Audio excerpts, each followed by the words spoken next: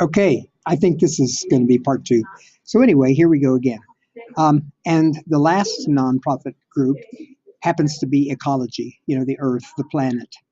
It's very controversial at the moment whether our planet is actually dying on its own or whether it's changing on its own or whether we as human beings help it. I happen to be a member of Greenpeace.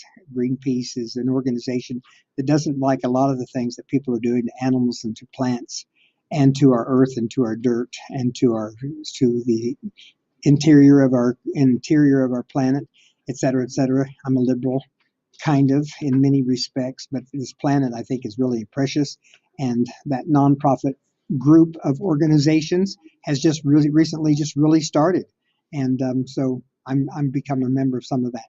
So anyway, those are the nonprofit organizations, and so you can start thinking about one that you care about, an organization that you're connected to. Maybe you have a disease. Maybe you've had a disease. Maybe your mother died of cancer, breast cancer. Maybe you have an uncle that has diabetes and you care a lot about that topic. So anyway, when you give your speeches, you're going to pick one and you're going to research one that you really find that you like a lot. Um, Now, the first speech that you're going to give in a formal way, which will be the week that I get back, which will be the week of the 21st. No, the week of the 18th, 19th. Yeah, let's say the 18th of 18th, 19th, 20th of July. You'll be giving your informative speeches, which will be 5 to 7 minutes in length, and you will do or give them with a Prezi.com. Now, hopefully you all know what a Prezi is. In fact, we have a couple of students who have made presentations this week on chapters 1 and chapters 2, and they were to do a Prezi. You are going to actually record them for me so that I can see the Prezi. And then I think that one of our students, Franklin Ortega, is going to use a Prezi as well when he shows you his nonprofit, which is what? Legal aid. Right. Okay. So anyway, let's just pause this for a moment. The book that I want you to use is this one, Human Communications, the Basic Course by Joseph DeVito. The Human Communications, the Basic Course by Joseph DeVito. Now, because you all are responsible for doing a chapter, and we are not going to have any exams in this class, and because we're not going to be using the book a lot, you can share this book with 2 or 3 of you. And as I understand it, it only costs very little, $7, $10 to rent it from the bookstore. And several of you want to go in on a book, you can do that. Or you can have your own book as well. The book has lots of material in it. It's lots of good material. It's just that I'm focusing this short course of 5 weeks not on necessarily the content, but the application of the content by way of your speaking, by the way of your communicating, by the way of your talking. Okay, now that we're talking about talking in class, participation is really a huge asset that you will bring to the classroom. I think that the class will be successful when you talk. Those of you who are shy and you want to sit back and you want to be quiet are not going to be hugely successful in life. I can promise you that.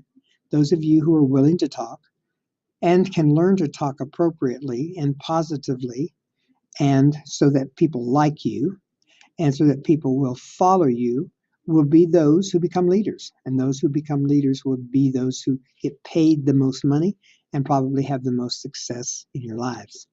Those of you who are quiet, you obviously are and shy. I'm going to hopefully help bring you out of that shell. And Kay Keelan can help you this week, and I'm going to help you the next 3 weeks. Talk, and I'll be asking you lots of direct questions. Now, I want to know who you are as people. So therefore, your first assignment that is going to be due on Tuesday when I get back is your Dear Diary. Why are you the person that you have become? And you'll ask yourself, why am I the person I have become? And you say, I don't know.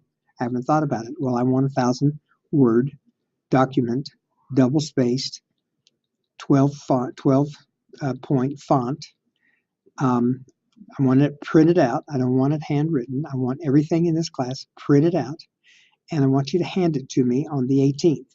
That's the day that I get back into class, I believe, and that is when you will hand it in to me. Why are you the person that you have become? Now, I think it's important that I know that um, because maybe you've had some challenges or had some problems. Maybe you have had issues that you have never dealt with before that you and I can deal with together. And by the way, no one is going to read this except me. And, I have had my own issues growing up. I'm a recovering alcoholic. I haven't had a drink in 38 years. Yay, yay. And, that has changed me as a person when I decided, I've had enough of this. I'm tired of being crazy. And so I quit drinking alcohol. Maybe you have had some drug and alcohol problems that you'd like to discuss with me. Maybe you've had some domestic abuse in your house. Maybe you come from divorced parents. I do. But the Dear Diary is, why are you the person that you have become? I don't believe that you're born one way or another. I think you're born a girl or a boy, and I think you have green eyes or brown eyes. But I do think that everything you've learned as far as your behavior is concerned is learned. I think philanthropy is learned. I think giving back is learned. Your mother says you share, share, share as a child, and you do. And so that's kind of what makes you you. And then the last assignment that you're going to have in this class is what we call a eulogy. And a eulogy, yes, you're going to die. You're going to die one day, but in this class, you're going to die. The last day of class, you die, and you're going to read your eulogy, which is what did you accomplish in your life? But it's going to be in third person, so you're just going to be like somebody is reading this eulogy for you. And this opportunity is going to be a good one for you because you can think, oh my gosh, I never thought about what I want to be. Oh my gosh, I never thought what I want to do in 30 years. Oh my gosh, I didn't know that I should, strive to be remembered by something that I did instead of, and what was his name? John Doe? Ashes to ashes, dust to dust. Throw a tulip on his grave and say that was a good life he had. He had 3 kids. What did he do? All 3 kids are in jail. I mean, give me a break. So anyway, I want you to plan out what it is that you want to do with your life in 45 or 55 years. You're not dying today or tomorrow. You're dying when you're 95 or 98 or 88 or whatever time you decide. But that's part of what we're going to be doing here. Now, talk about a small group. Okay, this week what I want them to do is to get into groups. And I think we have 20, 21 students in our classroom. And if we have 5 groups, which is each group has 4 people in it, and some who maybe have 5 is going to be okay, but no less than 4 in a group. And I want you to go ahead and divide. You can go around the room 1, 2, 3, 4, 5. 1, 2, 3, 4, 5. 1, 2, 3, 4, 5, etc. And then you'll be groups 1, groups 2, groups 3, groups 4, groups 5. And each person then will put the number of their group at the top right-hand corner of their card. And then you need to get together as a group, and you don't have to do it right away, but you can determine who is going to be your leader.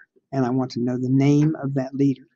And so if you'll put that name of the leader and the number of your group, and then you all will sit together, and then when you come in, I will have groups all put together so you can kind of sit with each other as well. So the small group presentation will be due the last week of class, which will obviously be in August, and that will be preceded.